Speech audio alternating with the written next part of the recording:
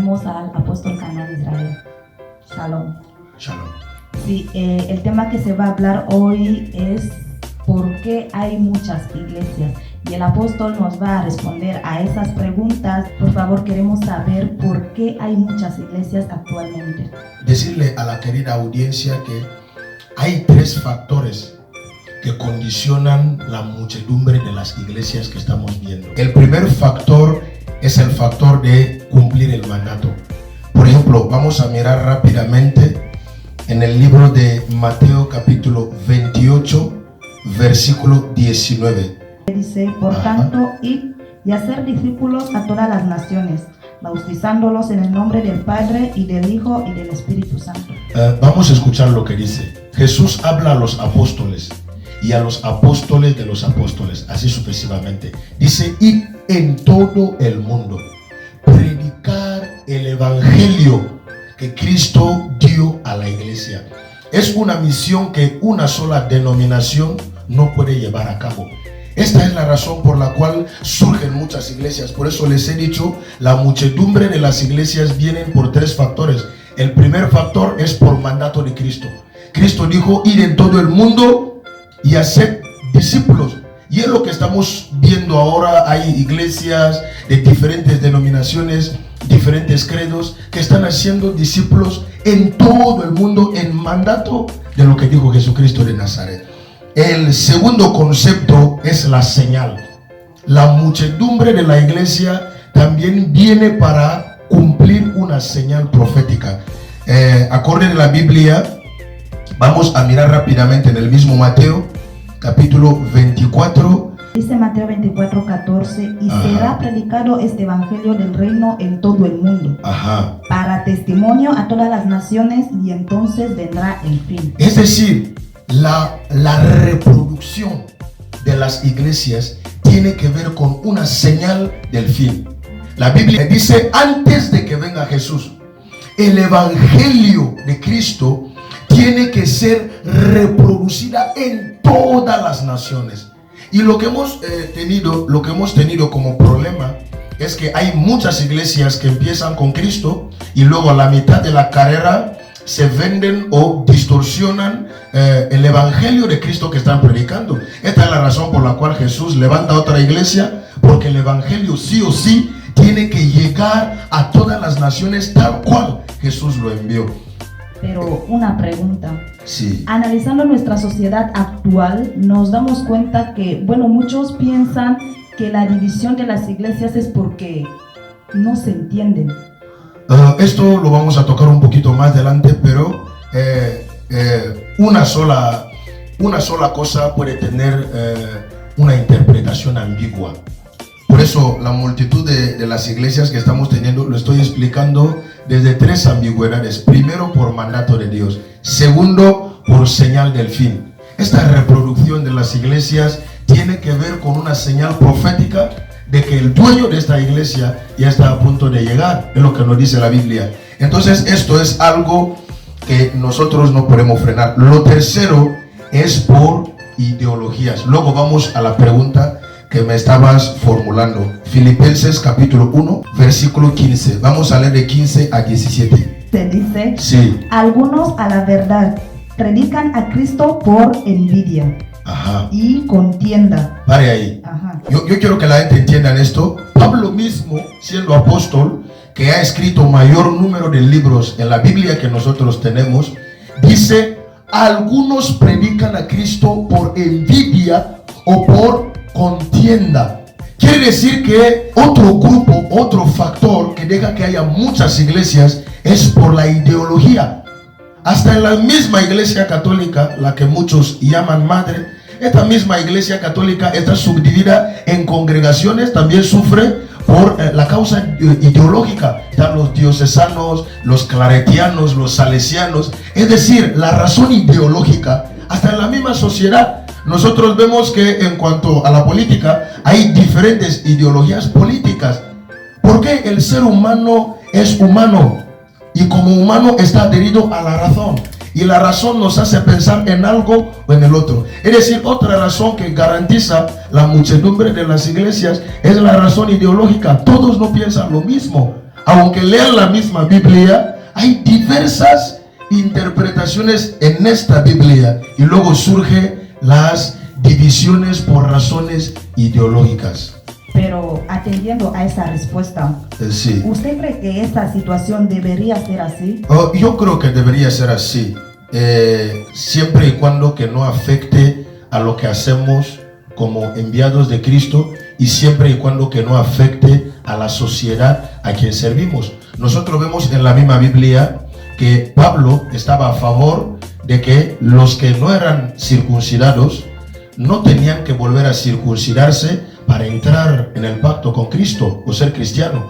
Pero los demás apóstoles como Pedro, como Juan, como los apóstoles que anduvieron con Cristo, sí que estuvieron de acuerdo que había que circuncidar. Es decir, en la misma Biblia hay lo que se llama contextos de fe. Hay personas que están metidos en un contexto de fe diferente a otros, pero todos estos dentro de lo que quiere Jesús. Bueno, yendo a la segunda pregunta, Sí. que dice, ¿por qué hay guerra entre las iglesias? Hace poco el Papa dio un discurso y estaba hablando que hay vertientes dentro del catolicismo que lo critican y lo hablan mal. Al igual que vemos iglesias que hoy se levantan y se ponen en contra de otros. Es decir, en cualquier religión o en cualquier lugar siempre existe esta pregunta. En el Islam estamos encontrando a los yihad, estamos encontrando a diferentes vertientes que aparecen contradecir lo que realmente es el contenido del Islam. Yo quiero explicarle a la población que lo que está ocurriendo con las supuestas iglesias que llaman evangélicas es un fenómeno que está aconteciendo en todas las esferas de lo que son las religiones. O sea, no tiene nada que ver con las iglesias evangélicas pentecostales. Es un fenómeno que afecta a todas las iglesias. Pero, ¿por qué surge el fenómeno? ¿Qué es lo que provoca dicho fenómeno? Es lo que queremos saber. Ok, vamos a diseccionar esta pregunta, porque yo no quiero responderlo directamente para no crear más problemas que soluciones. El programa está para crear soluciones, no para crear más problemas. Aleluya. Ahora, ¿por qué hay guerra entre las iglesias? Te explico. En las iglesias, quiero sacar iglesia y poner religiones, porque no solo estamos tratando de iglesias a nivel congregacional, también estamos tratando de iglesias a nivel de religiones que abarcan en todo el mundo. Hay guerras porque existen tres grupos. En todas las religiones del mundo o en todas las iglesias del mundo existen tres grupos o tres mentalidades. Los primeros son los verdaderos, aquellos que guardan lo que la iglesia o una determinada religión defiende, los que son fieles a estos principios. Los segundos son los falsos, aquellas personas que realmente, aunque crean en lo que se cree, pero tienen otras intenciones subjetivas que son completamente malignas. Y ahora hay otro tercer grupo, que es el grupo de los ignorantes. Es el grupo de la coalición. Puede estar en coalición con los verdaderos o puede estar en coalición con los falsos. Es decir, en cualquier iglesia, sea de Cristo o no, hay esos tres grupos. Entonces, donde hay verdad y hay falsedad, no puede haber amistad, porque la Biblia dice que la luz y la tiniebla no pueden convivir en un solo lugar. Siempre la luz y la tiniebla estarán en sentido opuesto. Ahora, los ignorantes pueden adherirse a la luz o pueden adherirse a la tiniebla, pero el tercer grupo, como he dicho, es el grupo de la coalición. Entonces, si tenemos dos ideas que pelean en el mundo, el bien y el mal, lo verdadero y lo falso, en la iglesia también existe ese concepto. Es tan antiguo como que tú y yo vivimos y existimos, y es algo que personas de renombre, religiones han querido terminar. Hasta hoy persiste. Es algo que va más allá del entendimiento y de las fuerzas de las personas, los gobiernos, eso es lo que va más allá. La gente no lo pueden controlar como creen que pueden hacerlo. Bueno, como usted ha dicho, el problema está para buscar soluciones. Sí. ¿Usted cómo cree que se puede solucionar ese problema de guerras? ¿O usted cree que simplemente es un fenómeno y ya no hay nada que hacer? Ok, yo creo que los gobiernos del mundo y los diferentes líderes religiosos están tratando de terminar con el supuesto caso de la falsedad. Es algo que muchas personas a lo largo de la historia, vamos a recordar aquí, no es para ofender a ninguna religión, vamos a recordar aquí la Iglesia Católica llevaba al tribunal de Inquisición a las personas que se les tildaba por herejía, pero se mató a mucha gente, pero la herejía hasta hoy sigue dentro de la Iglesia Católica. Igualmente nosotros los protestantes, o yo no me defino como protestante porque no protesto nada, yo simplemente aludiendo al grupo de evangelísticos y pentecostales, tampoco pueden terminar con este fenómeno. Dime por qué. A ver, ¿por qué? Porque la Biblia dice que un hombre sembró una viña y entre la viña sembró mostazas, sembró buena hierba, pero vino otro de noche que vino a sembrar cizaña donde estaba el trigo. Y luego los trabajadores encontraron el trigo junto a la cizaña. Es Jesús que da la metáfora. Y luego la gente vinieron y preguntaron al Señor: ¿arrancamos la cizaña del trigo? Y el Señor dijo que no, dejar que crezcan juntos. Cuando ya sean grandes, ya se podrá diseccionar o dividir qué es lo que es trigo y qué es lo que es cizaña. Porque mientras que son plantas, crías, que están creciendo, que no sea que arranquemos la cizaña y juntamente el trigo también salga. Es decir, es un esfuerzo inútil que muchas iglesias dicen: vamos a terminar la falsedad. La falsedad no va a terminar. Es un concepto que es tan antiguo como que la tierra y el cielo existen. Es algo que solo Dios vivo puede terminar. Lo que las iglesias verdaderas tienen que hacer es continuar predicando la verdad y permitir que los que son de la verdad que se adhieran a la verdad, y las iglesias falsas que prediquen la falsedad, y los que son de la falsedad que adhieran a la falsedad. Es algo que la gente no podrá entender hoy, pero muchos podrán entender mañana. Bueno, atendiendo a las dos primeras preguntas del por qué hay muchas iglesias, sí, por qué hay guerra entre las iglesias, esto ha traído consecuencias muy graves, como que la gente pierde su fe y sí, ya no quiere congregar. Sí. Y eso nos trae a la tercera pregunta de cómo elegir una iglesia entre las tantas. Mira, lo primero que yo quiero que la gente sepan es que todo lo que está ocurriendo está dentro del marco del plan de Dios. El hombre no había pecado en el huerto de Edén, pero en el huerto de Edén ya había el concepto del bien y del mal, y el hombre tenía que elegir. Entonces, la multitud de las iglesias verdaderas, falsas e ignorantes existen para que nosotros hagamos uso de nuestra razón para poder elegir lo que nosotros creemos que realmente necesitamos. Y en el segundo lugar, el pueblo que realmente es el factor común de todas estas iglesias. El pueblo debe ser sabio en qué adhiere o en qué elige. ¿Por qué? Porque el cielo y el infierno, la iglesia de Dios y la iglesia del diablo, están peleando por dónde tú vas a ir a pasar tu eternidad.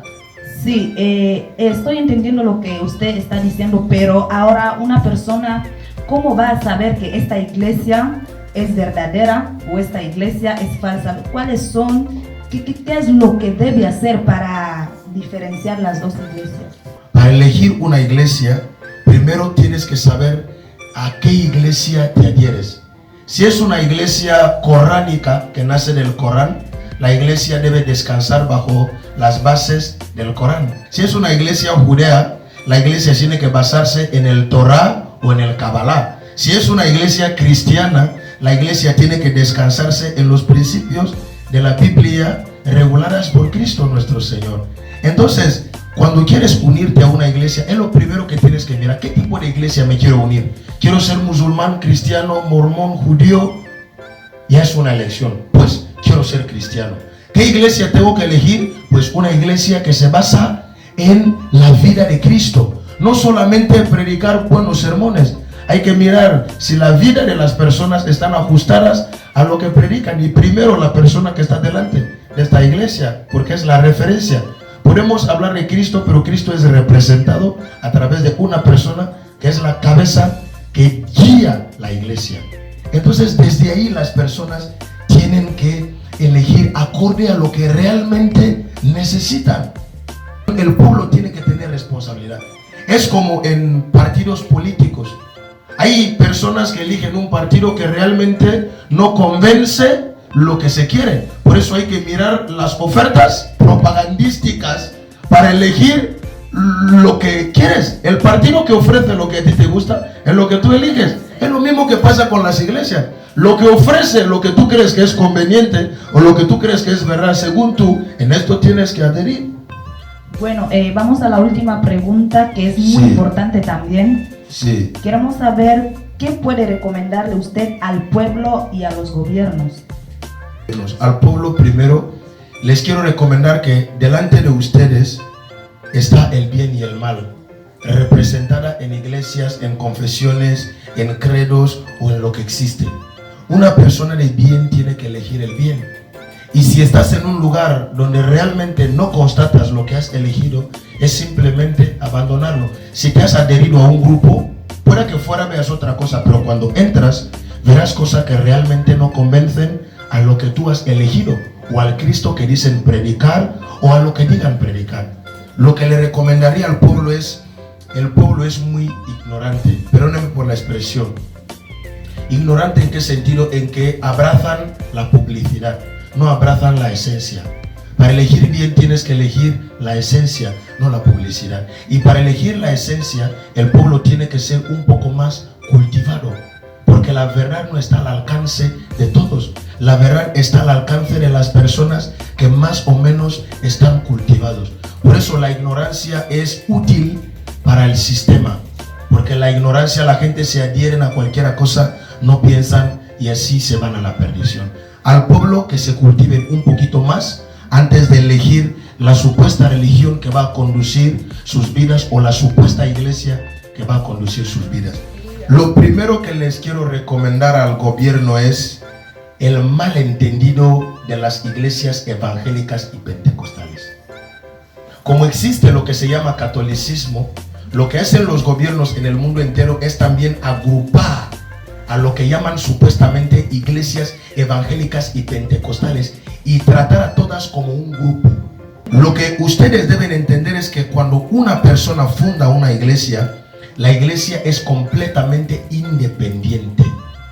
Por tanto, la iglesia debe responder ante la sociedad y ante el gobierno también de forma independiente. Por ejemplo, digamos, una iglesia que se llama Río de Cristo. Tiene un fundador, tiene un organigrama, tiene una confesión de fe.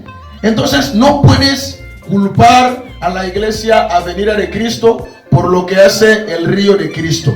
Todas las iglesias son independientes, tienen una fe, una ideología y tienen que ser responsables delante de la sociedad y delante del gobierno con lo que creen, confiesan y enseñan al pueblo. Entonces, decir iglesias evangélicas y pentecostales es lo que más está creando el barullo que estamos viendo, porque la constitución de mi iglesia no es la constitución de tu iglesia, no es la constitución de la otra iglesia. Entonces cada iglesia tiene personalidad jurídica, por tanto debe responder para bien y para mal de sus actos y su repercusión en la sociedad. Por eso mi consejo al gobierno es primero diseccionar, aclarar este parámetro, aclarar. Tal iglesia ha tenido un problema, las iglesias evangélicas y pentecostales, yo no sé si estoy explicando. Eso es por una parte. Y por otra parte, los mismos líderes religiosos también deben entender el concepto de la disección. Hay líderes religiosos que es el superintendente de la iglesia Río de Cristo y él está viendo otra religión haciendo lo que a él no le gusta y él se para en su estrado para corregir lo que ha visto que a otros están haciendo y que no cae a favor de su estatuto. Lo que tienes que entender es, si se habla de iglesias evangélicas y pentecostales, tal vez es para tener un nombre generalizado, pero en el fondo cada iglesia tiene su personalidad jurídica, es responsable de lo que vive, lo que enseña y tiene sus parámetros de fe. Mis parámetros de fe no son tus parámetros de fe. La iglesia católica no puede imponer a la iglesia musulmana de la ideología lógica o eclesiástica que deben llevar a cabo en sus iglesias. Esto es completamente falta de ética ministerial. Lo que da a entender que debería respetarse las normas de cada iglesia. Perfecto. En el momento, mira, las iglesias tienen lo que se llama las estructuras jerárquicas, definen cada iglesia. Hay iglesias episcopales, hay iglesias presbiterianas, hay iglesias congregacionales. Lo que más tenemos ahora son iglesias congregacionales que pueden trabajar de forma independiente o de forma asociada a otra iglesia madre. Pero cuando una iglesia es autónoma, es independiente, esta iglesia se le debe respetar. Tú no puedes venir y decir tal iglesia está en la falsedad por las reglas de fe que tienen. Porque son las reglas de fe que tienen. Y lo que hace que las iglesias vivan en armonía no es cuando todas las iglesias están en uniforme, sino cuando las iglesias se respetan una de otra. El musulmán debe saber que yo soy musulmán, pero aquel no es musulmán, por tanto no debe adorar en el domingo como el musulmán adora en el viernes. Tampoco debes imponerme que yo adoro en el viernes porque tú estás adorando en el viernes. Yo creo que lo que debe reinar es el respeto.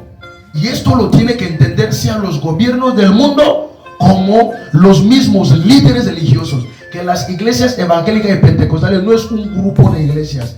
Cada cual tiene su doctrina, sus reglas de fe y se deben respetar mutuamente. Último punto, a aconsejar a los gobiernos y a las iglesias es no tocar a Jesús.